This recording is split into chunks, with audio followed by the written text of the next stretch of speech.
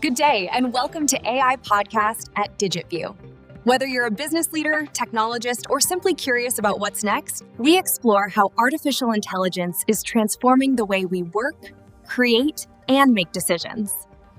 Have you ever seen one of those massive domino displays where one tiny push topples a giant chain reaction? Well, that simple idea is at the heart of something called strategic leverage. And today, we're going to pull back the curtain on this hidden architecture of power. You know, humanity has always been obsessed with this idea, right? Finding that one secret, that single key that can unlock massive change. But this isn't just about legends anymore. In our hyper-connected world, figuring out where these leverage points are has become a science. It's a tool that leaders and huge organizations are using to get a serious, decisive edge. So let's back up. The concept itself is ancient. You've heard of Archimedes, right? The guy who famously said he could move the entire world if you just give him a long enough lever. But today, the most powerful levers aren't physical objects. Nope, they're built out of information, data, and algorithms. And that calls for a much sharper, more modern definition. So what does that actually mean? It's all about finding those pivot points. Think of it like finding a weak spot or a critical joint in a massive system. Whether that's a financial market, a political landscape, or even a natural ecosystem. A tiny, well-aimed push on that one spot can create these huge cascading effects. And finding those points is now the name of the game for anyone who wants a real advantage. But here's the thing you absolutely have to understand. This kind of power is a massive double-edged sword. It's incredibly dangerous. For every amazing, positive outcome you're aiming for, there are always unintended consequences and hidden costs. So to really get a handle on leverage, we need to look at it through a very specific lens. This framework is going to be our guide for the rest of this journey. The good is the shiny brochure version, right? It's the stated goals, the awesome advantages we're all promised. The bad, that's the direct, obvious negative stuff. But the ugly, that's where things get really interesting. That's the deep, systemic, often ignored stuff that fundamentally reshapes our world in ways nobody saw coming. So let's use this framework and see where this power is really at play right now.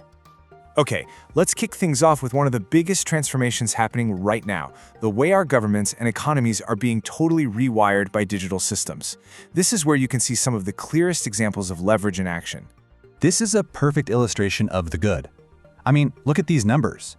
By putting government services online, you create a transparent digital paper trail that's way harder to cheat. Estonia, for example, is a pioneer in this, and they've slashed opportunities for corruption. Ukraine did something similar with its public spending systems. This is leverage being used to directly help people. It's fantastic.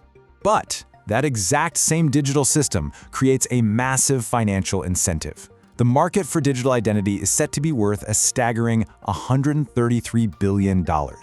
And when that much money gets involved, well, the focus can shift. It stops being just about transparency and starts being about cashing in on the most valuable asset of our century, our personal data. And that, my friends, leads us straight to the ugly side of this. And there it is. The same infrastructure that fights corruption could, with a few tweaks, become a tool for mass surveillance or social control. The very systems designed to empower us could be twisted to rank, reward, and even punish citizens based on their behavior. That's the ugly hidden risk. We're seeing this evolution in the economy too. Think about it like this. We used to have AI that was basically a super smart calculator. It analyzed data and gave a report to a human. But now we're building proactive AI agents. These things are like autonomous digital executives. They don't just report, they make decisions and execute them. And that completely changes our role from being the operator to just being the co-pilot. All right, let's shift gears. We've talked about external systems, but what happens when these principles of leverage are applied to the most intimate things imaginable? I'm talking about the natural world around us and the very makeup of our own minds and bodies. This is where things get truly wild. You know, nature is actually the ultimate master of leverage. A keystone species is the perfect example. It's a single organism that basically holds an entire ecosystem together. When wolves were reintroduced to Yellowstone, they didn't just control the elk. It was so profound, they literally changed the path of rivers. And if you lose a keystone species, you can get what's called a trophic collapse. The whole system just falls apart. So that brings us to a really critical and kind of scary question about ourselves. If you can collapse an entire ecosystem by removing one key species, what happens when we start removing a core cognitive function from our own brains and just outsource it to an AI? Let's apply our framework. The good is obvious, right? We get faster analysis, less mental grunt work. But the bad is cognitive atrophy. You know, use it or lose it doesn't just apply to your muscles, it applies to your brain. Our critical thinking skills could literally shrink. And the ugly? We could lose our cognitive autonomy altogether, becoming so dependent on AI that we literally can't function without it. That's not just a tool anymore, that's changing what it means to be human. And if you thought that was wild, hold on, because the next frontier is full-on transhumanism, the direct merging of tech with our biology. We're talking about nanobots swimming in our blood, fixing cells, or brain-computer interfaces that could let us Google something just by thinking it. This leads to some profoundly ugly questions. Seriously, what happens when your high-tech retinal implant stops getting software updates and the company goes out of business? Or what about so-called nanobots? AI that perfectly simulates a deceased loved one so you can keep talking to them. This stuff completely blurs the line between life and death and what it even means to be a person. Okay, so with all these massive world-altering changes on the horizon, what do? What's the path forward? To figure that out, we need to zoom out one last time, to the biggest scale there is, and then bring it all back home to some concrete actions. Believe it or not, even the infinite void of space has strategic pivot points. Think of these orbits around Earth as critical real estate, geopolitical choke points. A handful of satellites in just the right spot gives you immense power. You control global navigation with GPS, you enable instant worldwide communication, you see everything on the ground. Space is officially the new high ground. So to navigate all of this without losing control, we have to upgrade our own thinking. The source material lays out a pretty clear path. We have to overhaul our universities for a world of constant innovation. We need to dramatically boost AI literacy for everyone so we actually understand the tools we're using, and we have to start designing AI that works with our psychology, not against it. And this really gets to the heart of it. None of this stuff exists in a vacuum. Governance, technology, our own biology, even space, it's all one giant interconnected system. To use leverage wisely, you have to see the whole board and understand how one move over here creates all these ripples way over there. So I'll leave you with this final crucial question. As these incredibly powerful tools of leverage become more and more common, are we actually becoming the masters of our own destiny? Or are we just building a machine so complex and so autonomous that we're becoming cogs in a system we don't even understand, let alone control? The answer to that is going to define everything that comes next. Welcome to the arena, where progress is forged in the fire of healthy debate. Together, we dismantle the complex issues shaping our society.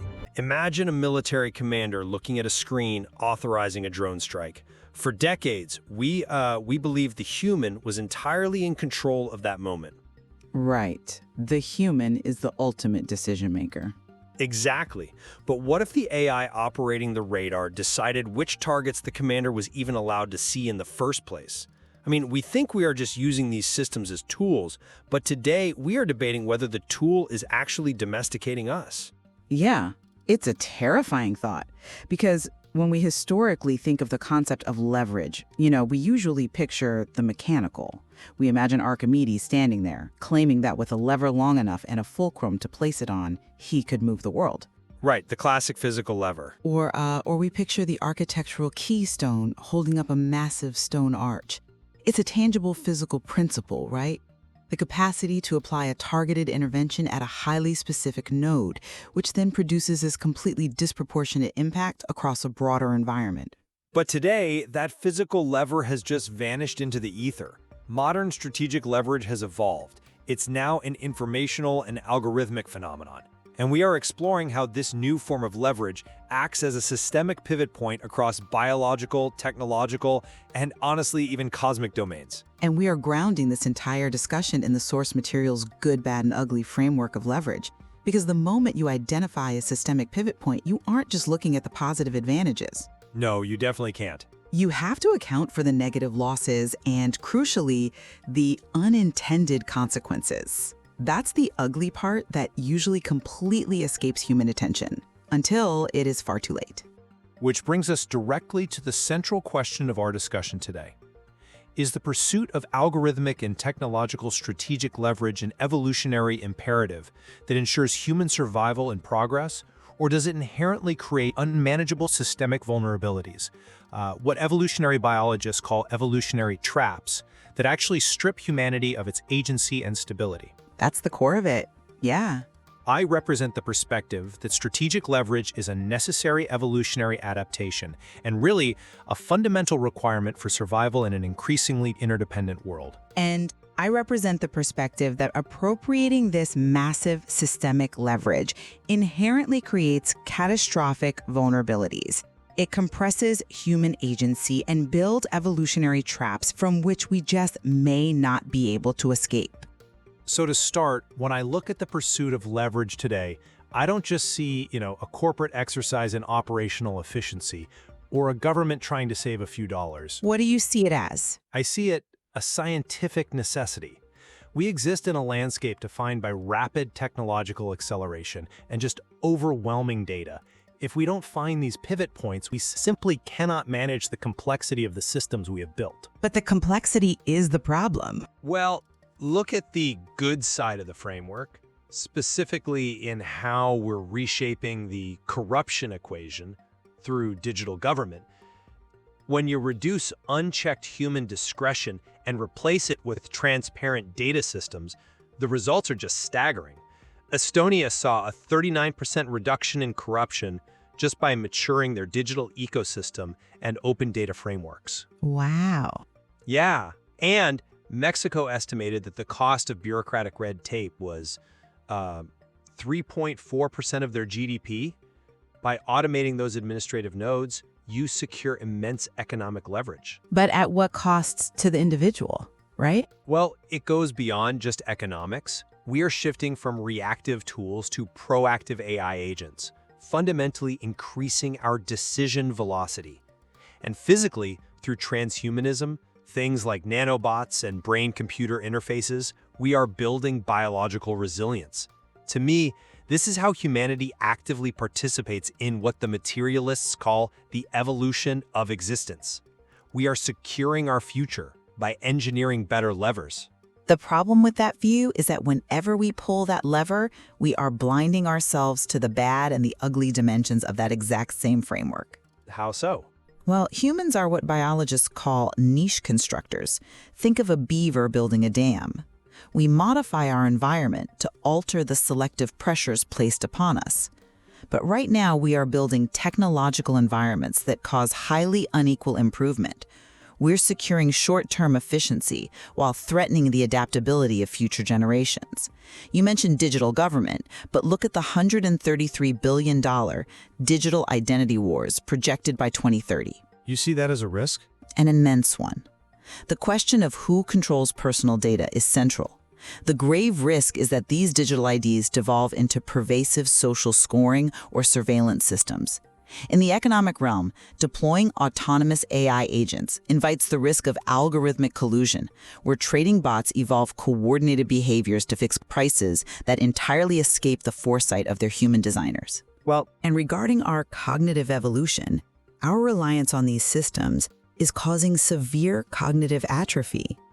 It's the structural loss of critical thinking skills. If you're listening to this and wondering how this affects you today, just look at your smartphone. You've already offloaded your spatial memory to Google Maps. The cognitive atrophy isn't a future risk. It's happening right now in your pocket. We are outsourcing our agency for convenience. I want to pull on that thread regarding governance in the digital state because I think it perfectly highlights our divergence. You frame digitization as a path to surveillance, but it fundamentally shifts the power dynamic between the state and the populace for the better. I'm not so sure about that. Transparency mediates public trust. Or look at Brazil. They didn't just hire more auditors to fight graft. They deployed AI-driven fraud detection in public procurement, which led to a 16% reduction in corruption. Right, by using pattern recognition. Exactly. How did they actually do it? The AI maps the exact bidding patterns of public contracts, instantly flagging when a network of shell companies is colluding to inflate prices. The mechanism of transparency wasn't just more data, it was applying algorithmic leverage to a specific node. When you apply leverage at the node of transparency, you geometrically reduce the space where malfeasance can occur, you make corruption computationally impossible to hide. I come at it from a different way. You were looking at the stated intent of transparency, but you have to look at the ugly side of digital governance, the unintended consequences. And frankly, the way the highest officials, the wealthy, and the powerful use this strategic leverage to their absolute advantage, while everyday people pay the price. You think the elites benefit from more transparency? I think they benefit from the centralization of data. When you centralize everything, who really holds the lever? I mean, look at the Jeffrey Epstein files. Oh, wow. Okay. That is the ultimate, horrifying, real-world example of strategic leverage. It was purely network leverage. He gathered compromising information on the highest officials to create a completely untouchable power node. He used asymmetric information as a lever to manipulate global elites. Right. Blackmail as leverage. Exactly. And when governments mandate these massive digital frameworks, they create immense, rigid complexity that regular people can't navigate, but the powerful can exploit. Take the European eIDAS2 framework. What is it actually? It's a comprehensive digital identity standard. To get access to basic government services, a citizen might need a certified digital wallet, multi-factor authentication, and biometric verification. Which secures their data. For a tech-savvy person, yes, it's just a few taps on a screen. But the sheer density of these standards completely overwhelms everyday users. For an elderly citizen or someone in a marginalized community without reliable access to a smartphone, it's an impenetrable wall. They are locked out of their own civic existence. When a user is overwhelmed by the infrastructure required simply to participate in society, you trigger massive digital exclusion. It ceases to be a tool for empowerment and becomes a structural barrier, leading to a profound loss of individual agency. I see why you think that, but let me give you a different perspective. And to touch on your Epstein point, I actually think AI and decentralized open data dismantle those shadowy networks of human-based blackmail by replacing them with verifiable public ledgers. But regarding the EDUS framework, isn't the risk of digital exclusion merely a transitional friction rather than a structural flaw? Transitional friction? Yeah. Think about early technological transitions, the shift to standardized electrical grids or telecommunications. There was exclusion initially, right? Not everyone had a telephone or electricity on day one, but the standardization was required to scale the benefit to the entire population. Today, cybersecurity is no longer a back-office function. It is a fundamental prerequisite for a healthy civic space. But electricity doesn't track your civic behavior. No, but the software supply chain is so highly intertwined today that a single chink in the armor can devastate a nation's entire infrastructure. So if cybersecurity is the absolute prerequisite for society to function, isn't standardizing digital identity just a necessary growing pain? We have to protect national infrastructure from adversarial cyber leverage, and you can't do that if everyone is using fragmented, analog systems. It's only a growing pain if the end state is actually stable. But by forcing everyone onto a centralized digital identity grid, you are creating a massive single point of failure. You are creating a systemic pivot point that adversaries can target. If the grid goes down or the database is corrupted, the citizen literally ceases to exist in the eyes of the state. You're centralizing all civic power into a digital bottleneck. You see the centralization of civilian data as a vulnerability. But let's look at what happens when we apply that same principle to something much more critical: executive and operational control. We are seeing a massive transition from using AI as mere tools to deploying them as agents, where AI systems are effectively replacing human operators as digital executives. And nowhere is this more explicitly mapped out than in national security. Oh man, this is where the stakes get incredibly high. Aims to transform the military into an entirely AI-first force. They are relying on what the material calls pace-setting projects. Initiatives like SwarmForge for novel warfighting with AI swarms and Agent Network for battle management. Right. SwarmForge isn't just a buzzword. It's the operational reality of taking a single human operator and letting them guide hundreds of autonomous drones simultaneously. The entire goal here is to weaponize learning speed. In this modern arena, decision superiority emerges from controlling the decision environment itself. You have to have an autonomous agent that can process asymmetrical advantages in computing power and data faster than the adversary. If the enemy takes 10 minutes to analyze satellite imagery and our agent network does it in 10 milliseconds, the war is won before the enemy even realizes it started. I'm sorry, but I just don't buy that. Let me tell you why. When you insert an autonomous AI agent into the battle space, it does not act like a faster calculator. It acts as an epistemic actor. Let's break that down for the audience. Epistemic actor. Right. So epistemology is the study of how we know what is true. So when I say the AI is an epistemic actor, I mean the AI is fundamentally determining what is real for the commander. It filters out 99% of the battlefield data and decides which data is viable and which is not. In doing so, it entirely shapes the judgment of the human in charge. Okay, I see. The conflict is expanding into what the material calls the brain battlefield, where the conscious perceptions of soldiers are targeted through virtual mapping and psychological projection. When human judgment interacts with algorithmic prioritizations, meaning the machine tells you what matters most, rather than unfiltered reality, you hit the most profound ugly risk, the compression of temporal cycles. Meaning the speed of the war. Yes. In plain English, the AI operates in milliseconds, while a human takes minutes just to realize a decision needs to be made. By the time the commander blinks, the battle space has already shifted. The machine is making micro-decisions so fast that we suffer a structural loss of political control over the use of force. The human isn't actually in the loop. The human is just rubber stamping an algorithmic outcome they don't even have the time to comprehend. But consider the historical parallel outlined in the source material. When the Navy transitioned from the battleship to the aircraft carrier, established naval leaders fiercely resisted the change. Their resistance was rooted in their existing fleet dominance and their comfort with legacy systems.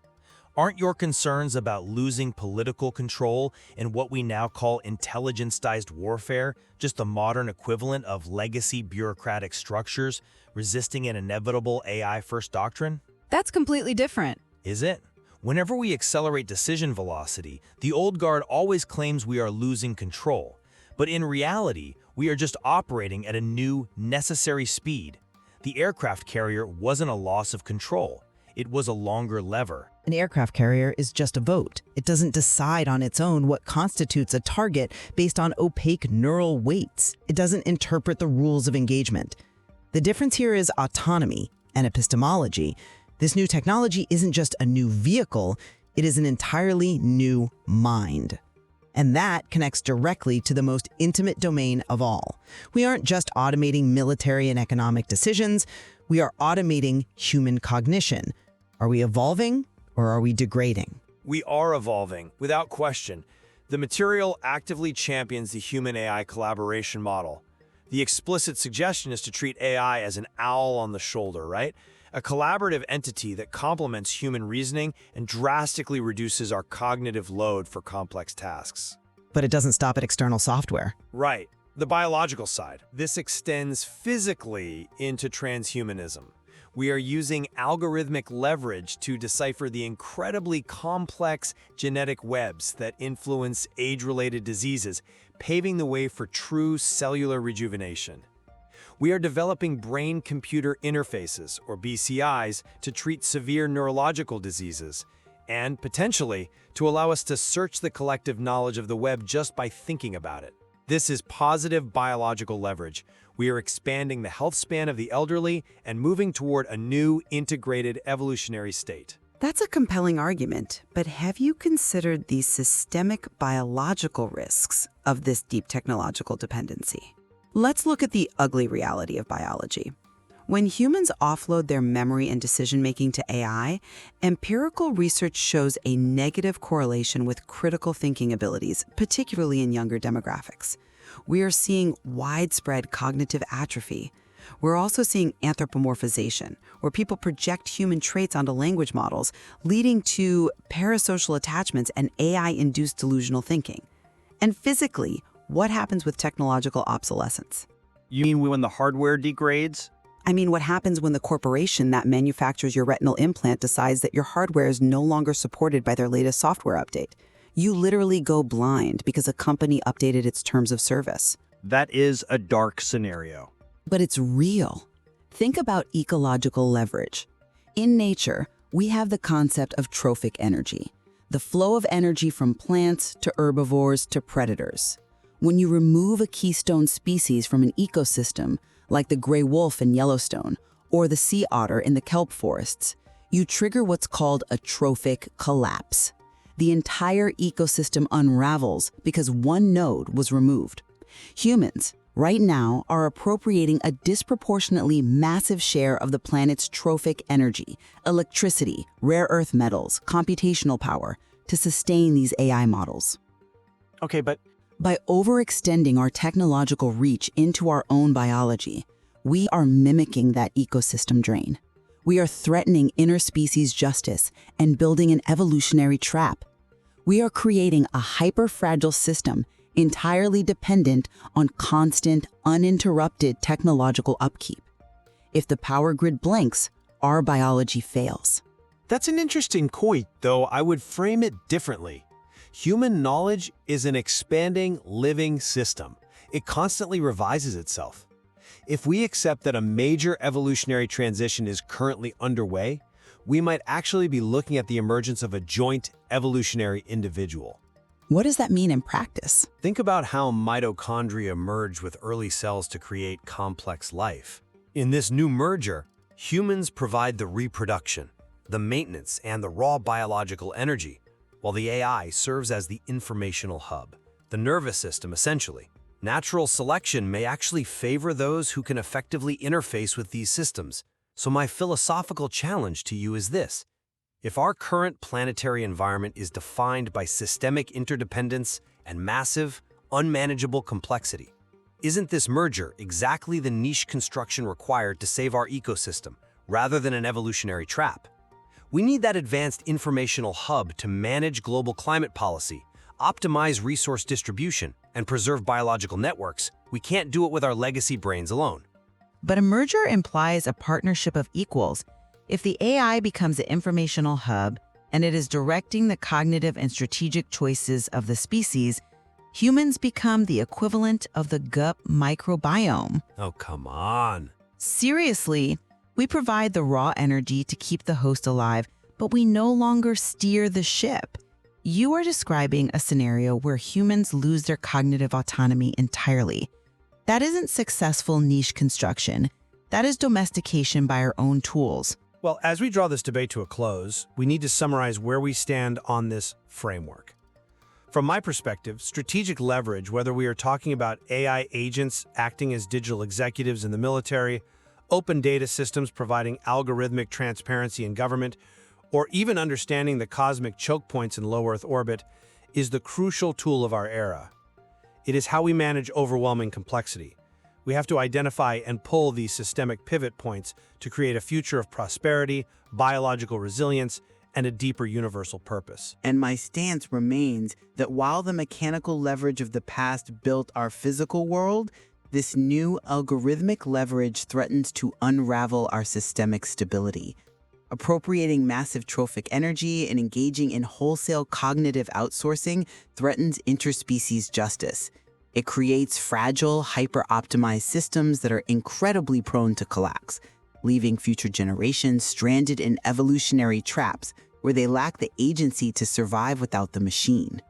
We do have points of convergence, though. We both acknowledge, based on the material, that the underlying pattern of our current era is expansion without exclusion. Every domain intricately feeds into the others, from the microscopic behavior of our biology to the vast structures currently being mapped by space telescopes. You just can't separate the digital from the physical anymore. Right. And we also entirely agree that the integration of AI is fundamentally challenging the life-death boundary itself. The emergence of things like Thanabots, which are digital resurrections using large language models to preserve the legacy, memories, and exact conversational personality of the deceased, shows just how deeply this technology is penetrating the authentic, emotional human experience. Where we remain fundamentally divided is on the path forward. I believe humanity can successfully align this AI infrastructure with human psychology. Through deliberate university reform, the deep integration of behavioral science, and raising baseline AI literacy, we can create a virtuous cycle of learning. We can design systems that keep humans actively in the loop, expanding our capabilities rather than replacing them. And I remain deeply skeptical that institutional reform or university curriculums can possibly outpace the sheer speed of algorithmic evolution. I fear the structural loss of cognitive autonomy is already too advanced to correct through mere literacy programs or flexible career paths.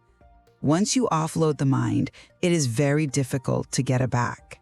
And that is exactly the value of rigorous challenge and intellectual charity. Examining these multidimensional pivot points requires us to look unflinchingly at the good, the bad, and the ugly of the tools we build. The source material contains so much more to explore, from the highly specific mechanisms of precision medicine and geroscience to the complex geopolitics of cosmic leverage in space. We leave it to you, the listener, to determine how humanity should navigate this new evolutionary landscape. Archimedes thought his lever could move the physical world. But he never had to ask what would happen to the world's mind once it was moved. A perfect thought to leave on. The future is here. AI Podcast at DigitView. This is DigitView.